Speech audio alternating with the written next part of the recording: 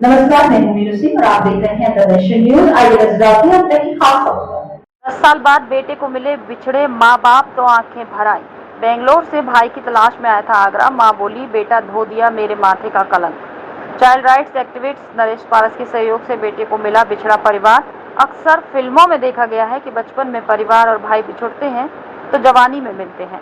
इस पर तमाम फिल्में भी बनी, लेकिन ये कहानी फिल्मी नहीं बल्कि एक सच्ची घटना है। 10 साल पहले बिछड़े बेटे को जब अपने माँ बाप जवानी में मिले तो बेटे के साथ साथ माँ बाप की भी आंखें भर आईं। आपस में गले मिलकर खूब रोए।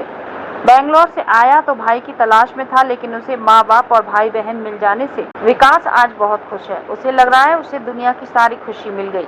आगरा फोर्ट पर बिछड़ा भाई विकास ने बताया कि उसके माता पिता आगरा किले के सामने झुग्गी झोंपड़ी में रहते थे। 2012 में उसकी माँ 2 वर्ष के छोटे भाई बाबा साहिब के साथ आगरा फोर्ट स्टेशन पर भीख मांग रही थी। इसी दरमियान एक महिला और पुरुष उस बच्चे को वहां से ले गए। विकास को जानकारी हुई तो वो खोजने के लिए ट्रेन में बैठ गया और अहमदाबाद पहुंच गया। पुलिस ने उसे एक बाल गृह में दाखिल करा दिया।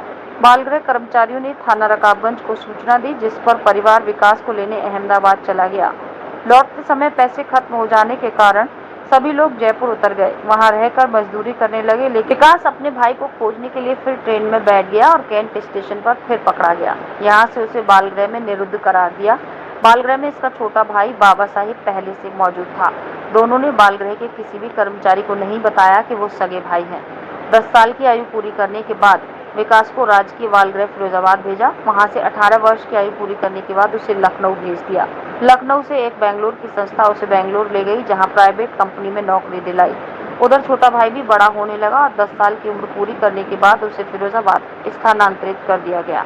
विकास अपने भाई से मिलने फिरोजाबाद बाल गृह आया तो उसे पता चला कि छोटे भाई को इटली के दंपति ने गोद ले लिया है। उसे अपनी सुपुर्दगी में लेने के लिए विकास ने आगरा तथा फिरोजाबाद प्रशासन से गुहार लगाई, लेकिन उसकी कहानी पर किसी ने विश्वास नहीं किया। बाल अधिकार कार्यकर्ता मिला, साथ तो राह बने। आगरा आने पर विकास की मुलाकात बच्चों के अधिकार की लड़ाई लड़ने वाले चाइल्ड राइट्स एक्टिविस्ट नरेश पारस से हुई। विकास ने उनसे लिखित मदद मांगी। नरेश पारस ने इस संबंध में फिरोजाबाद के डीएम और बाल कल्याण समिति को पत्र लिखे। आगरा डीएम के सामने प्रस्तुत किए गए, क्योंकि कोर्ट ने अक्टूबर 2021 में विकास के छोटे भाई को गोद देने के आदेश जारी कर दिए थे, इसलिए आपत्ति कोर्ट में ही दर्ज करानी थी, लेकिन कोर्ट बंद होने के कारण आपत्ति दर्ज नहीं कराई जा सकी। कोर्ट खुलने पर जुलाई के प्रथम माह में आपत्ति दर्ज हुई।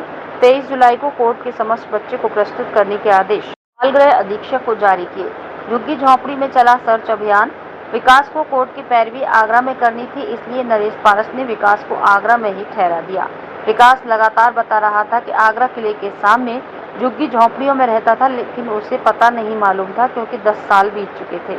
ऐसे में नरेश पारस विकास को लेकर उसके साथ आगरा किले के सामने झुग्गी झोंपड़ी में तलाश में जुटे। काफी पूछताछ करने के बाद विकास का परिवार मिल ही गया। जब विकास के पिता राजकुमार से विकास ने पूछा तो उनको विश्वास नहीं हुआ कि मेरे बेटे के माथे पर चोट का निशान था। जब वो चोट का निशान देखा तो समझ गए कि ये उनका बेटा है। विकास ने अपने पिता के पैर छुए तो उन्होंने सीने से गले लगा लिया। माँ सुनीता से गले मिला तो बेटे की आंखें भर आईं।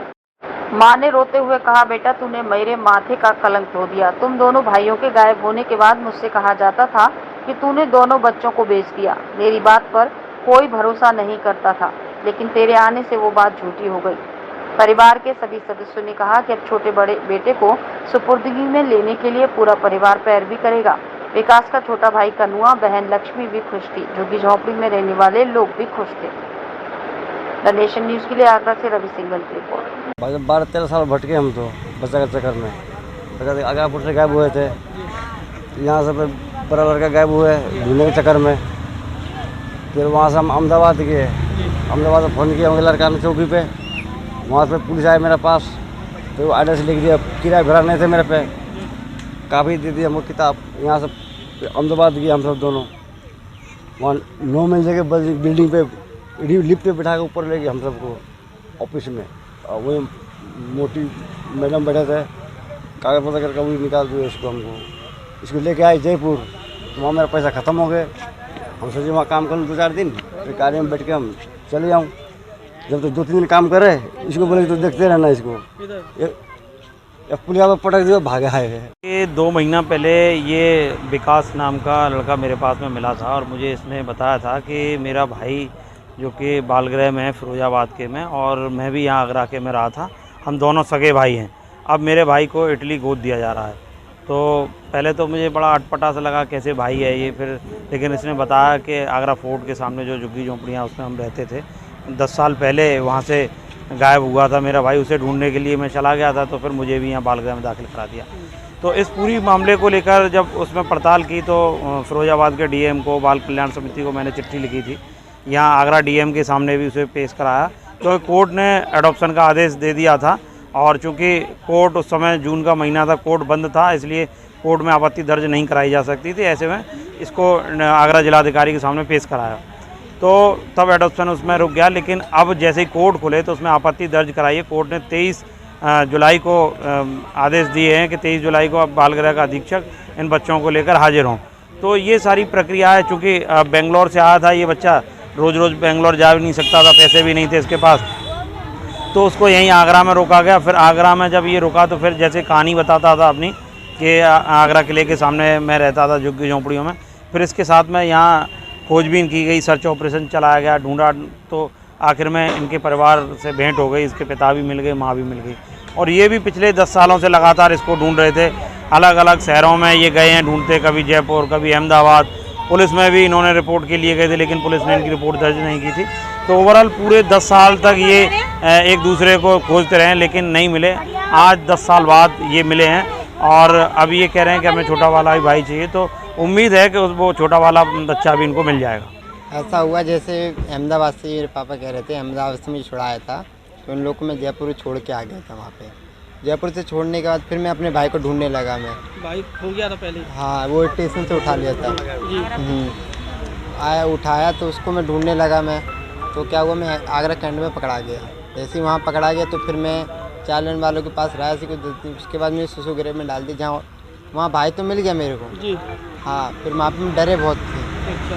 हाँ, किसी को बता नहीं पाए हम लोग, किसी को नहीं बताए अपने भाई के बारे में इतना।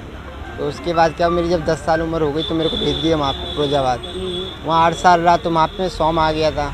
जब मैं 1 महीना रहा उसके साथ में, तो उसके बाद मुझे नकलो भेज दिया। नकलो इतना मुझे मालूम था, हाँ मेरा भाई है। तो उसके बाद जब मैं नकलो पहुँचा तो मेरे को वहाँ कोई एक लड़का बोला मेरे को, तेरे भाई को कोई इटली ले जा रहा है।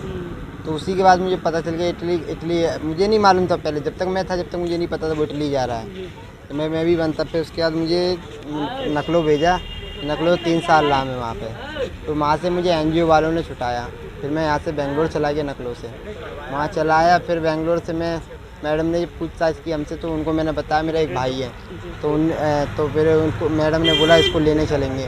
तो उसके फिर लेने के बाद हम लोग प्लानिंग बनाए। फिर उसके बाद हम लोग अगले महीने आए थे, ऐसे मई में आए थे। फिर उसके बाद आए तो उस टाइम हमारी बात को मजाक में ले लिए थे ये लोग कोई सीरियस में नहीं लिए थे, मजाक में ले लिए थे। तो मजाक में लिए। फिर उसके बाद हम लोग जा रहे थे तो हमें ये सर मिले थे मीडिया वाले। तो हाँ, तो उनने नरेश पारस सर का मुझे नंबर दिया था।